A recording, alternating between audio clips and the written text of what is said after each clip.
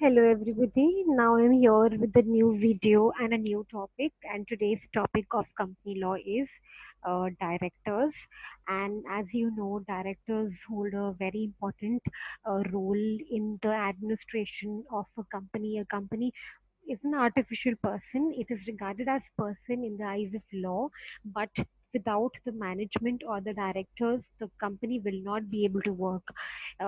Therefore, directors have a huge role to play in the working scenario of any company. Now, if I'm talking about directors under 2013 Companies Act, the definition is given under Section 2, subsection 10, and Section 2, subsection 34, wherein a single director has been defined in subsection 10, and the board of directors is defined under section 34, and chapter 11 talks about appointment and qualification of directors from section 149 to 172 of Companies Act. Now, if I'm talking about two definition, single director is defined under section 2, subclause 34, and board of directors have been defined under section 2, subclause 10.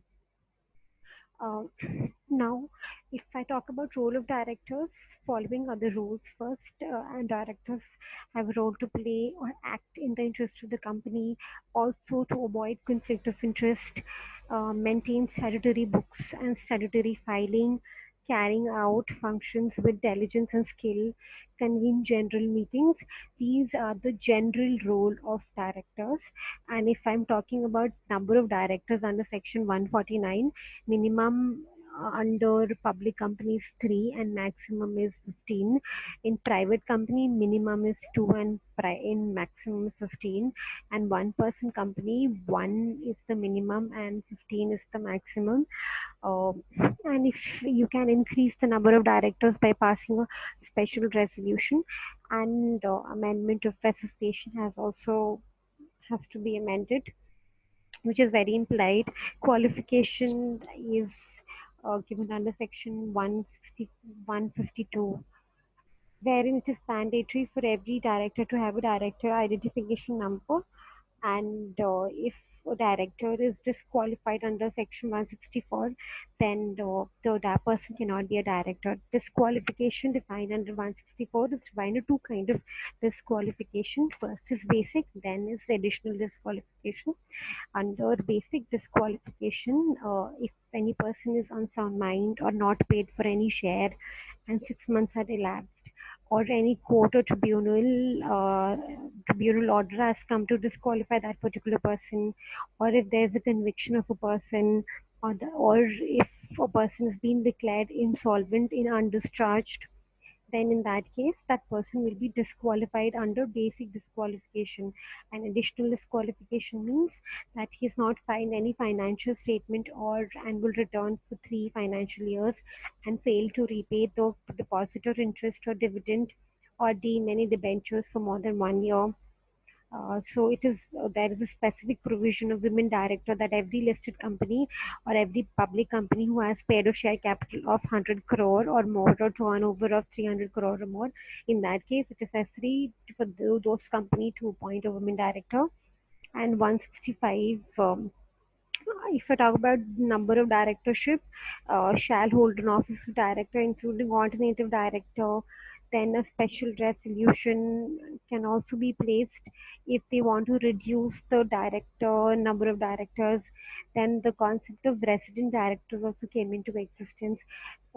Following other, if I talk about types of directors, first major type is residential director, then independent director, alternate director, nominee director, small shareholder director, women director, additional director.